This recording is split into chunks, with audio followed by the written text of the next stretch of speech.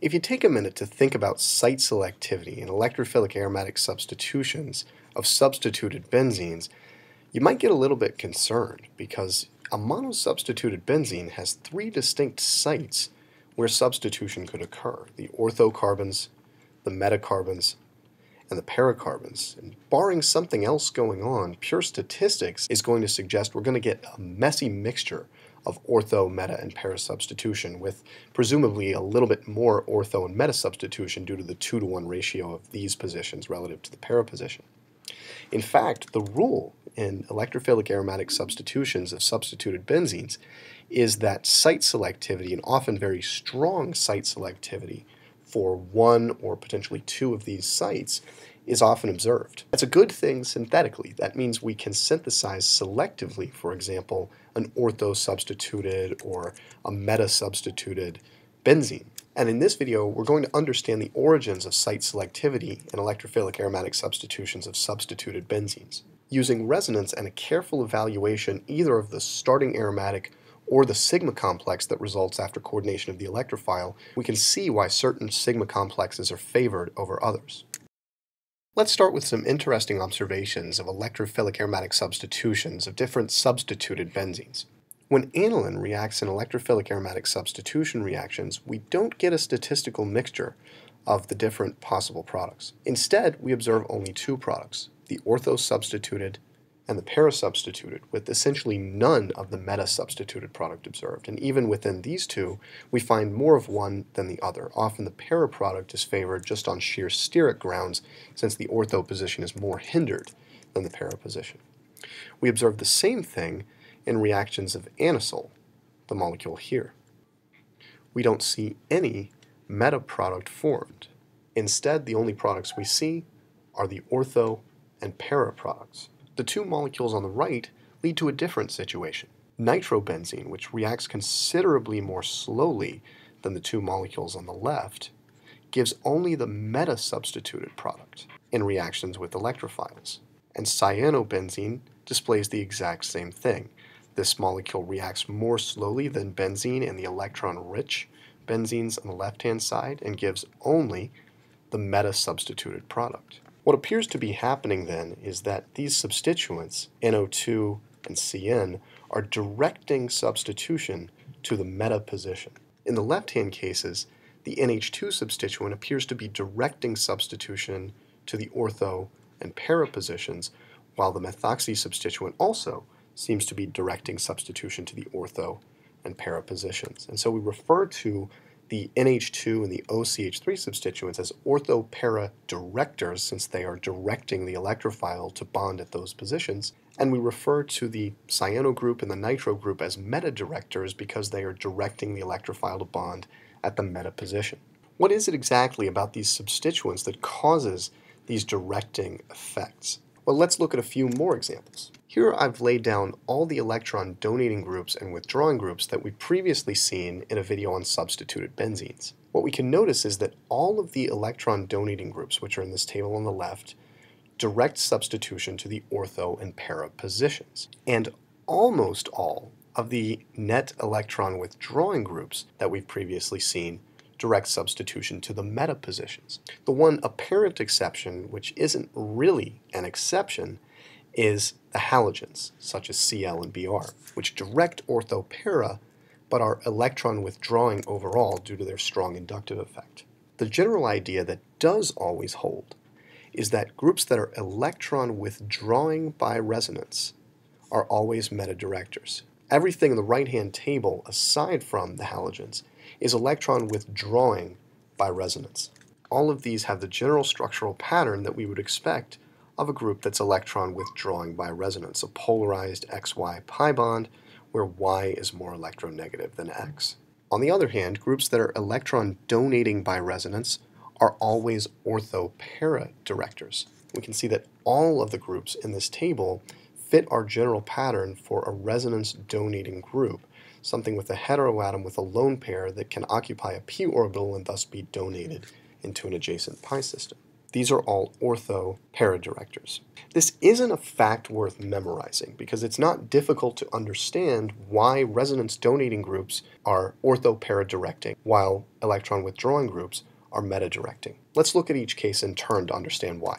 Let's start with the electron donating case, and the prototypical example I've chosen is phenol, a molecule with an electron donating hydroxyl group linked to a benzene ring. There are two equivalent ways to understand why benzenes substituted with an electron donating group tend to react in electrophilic aromatic substitution at their ortho positions. In a sense, we already know where we're going. We need to explain why the ortho positions and the para position are relatively reactive relative to the others.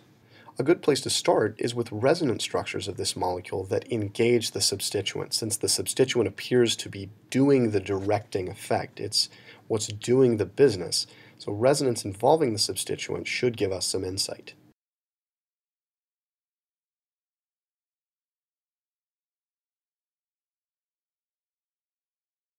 These resonance forms should look fairly familiar. They just involve using the hydroxyl oxygen as an electron donating group and pushing the negative charge that results on the carbons within the ring around the ring to show the delocalization of that charge over these carbons.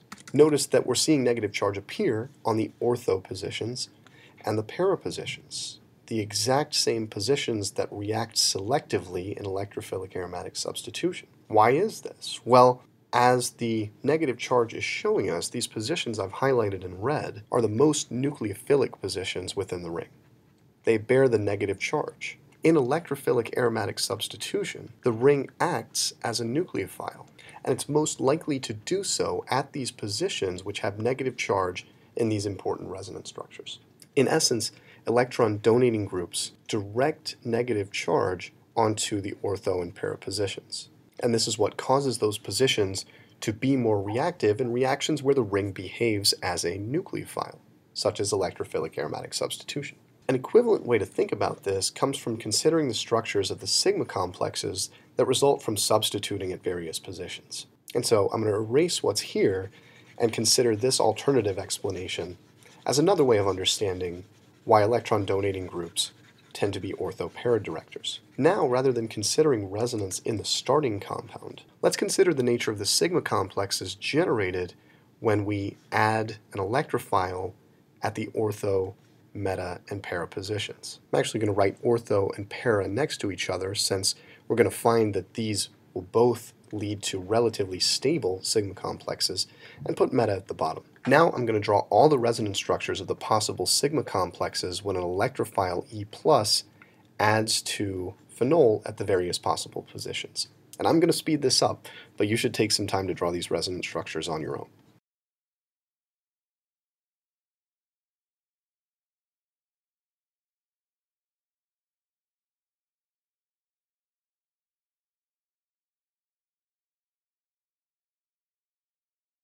Shoo! All right, and there we have it. So what I've done is laid out all the important resonance forms of the three different possible sigma complexes, which you see kind of along the rows. When the electrophile adds to the ortho position, 4 resonance structures are generated, including one key resonance form in which the electron donating group gets involved in sharing in the positive charge. This is a really important resonance form, so I'm going to highlight it in red. The other 3 just show the delocalization of positive charge among the carbons within the benzene ring, which we've seen before in looking at sigma complexes. When the electrophile substitutes at the para position, we again have 4 total important resonance forms, and once again, one of those resonance forms involves sharing the positive charge with the substituent, with the OH group. The reason this is highlighted in the ortho and para cases is that it's missing from the meta case. Substitution at the meta position results in only 3 important resonance forms. And in none of these does the electron donating hydroxyl group get involved in stabilizing the charge. These are just the 3 typical resonance forms of a sigma complex that we've seen before. Because the sigma complexes resulting from ortho and para substitution have more important resonance forms than the one that results from meta substitution, it's these 2 reaction pathways that are favored over meta substitution. So to summarize, although this looks like a lot to take in, ultimately what this is telling us is that the sigma complexes derived from ortho and para substitution are more stable due to resonance than the sigma complex derived from meta substitution. Let's look at the electron withdrawing case, which are meta-directors. And once again, we're going to talk about this from two different angles: resonance in the original starting aromatic and resonance in the sigma complexes generated after substitution. So with an electron withdrawing group like the cyano group, important resonance structures of this molecule are going to contain positive charge within the ring and negative charge within the electron withdrawing substituent. What these resonance structures show us is that the electron deficient sites within this electron poor benzene are the ortho and para positions. But now let's turn around our perspective a little bit and ask about where the most electron rich sites, where the most nucleophilic sites are within this ring. Well, the only positions without positive charge are the two meta positions. Notice that in none of these resonance structures do the two meta positions ever have positive charge. This suggests that relative to the ortho and para positions, the meta positions within this electron-deficient benzene are the most nucleophilic positions. And for the same reason that we just cited, specifically the ring behaves as a nucleophile in EAS reactions, we should expect the meta positions to react selectively since they are the most nucleophilic positions within these structures. Now let's take a look at the sigma complexes formed when an electrophile adds at the ortho, meta, and para positions and compare their resonance structures. Now, since we know the meta pathway is going to be favored, I'm going to put meta on the top, ortho in the middle, and para at the bottom. So here come the resonance structures, and although I'm going to speed this up, again, I recommend drawing these resonance structures on your own.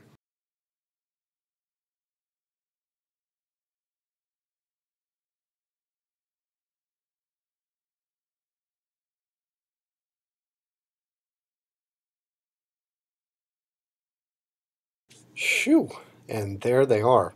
One thing to notice about the meta case is that we can't really engage the substituent in resonance, since the substituent is an electron withdrawing group, and so any resonance involving the substituent is going to just introduce positive charge onto carbons adjacent to the positive charge that's already within the ring, and that's going to be a problem in terms of the stability of the resonance structure, since nearby like charges points to an unimportant or unfavorable resonance form. We can also see that all three of these possibilities only have three resonance structures each. This helps explain the rate difference actually between meta-directing and ortho-para-directing substituents in EAS reactions, but it also leaves us in a bit of a conundrum. How do we explain then the difference in favorability? It can't have anything to do with the number of resonance forms, since we have three resonance forms for each of these: three for the meta sigma complex, three for the ortho complex, and three for the para complex. What's going on here? Well, the key resonance structures here really are actually in the ortho and para sigma complexes. And they're these resonance forms where we see positive charge located on the carbon that's attached to the electron withdrawing group. Here's the key form for the para adduct, and here's the key form, and here's the key form for the ortho adduct. These are actually rather unimportant resonance forms. The reason for that is that the cyano carbon, the carbon within the cyano group, is partially positively charged. This is what makes the cyano group an electron withdrawing group. And this is thus generally true for resonance electron withdrawing groups. The atom connected to the aromatic ring is electron deficient and often partially positive. The problem with these resonance forms is that they place formal positive charge adjacent to an atom with partial positive charge already. This means they're actually not great resonance forms. In other words, they're not that important to the structure of the sigma complex. They don't contribute much stability, is another way of putting it, to the ortho and para sigma complexes. Notice in the resonance structures of the meta complex that positive charge is never located on the carbon that's directly attached to the electron withdrawing group. This means that the meta complex as a whole is more stable than the ortho and para complexes, since in a rough sense it has more important resonance forms. It has three resonance forms of, roughly speaking, equal importance, while the ortho and para complexes have two resonance forms that are important and then a third that's actually not that important because of this charge proximity effect. This makes addition to the meta position the favored pathway and helps us see why groups that are electron withdrawing by resonance direct electrophilic substituents to the meta position.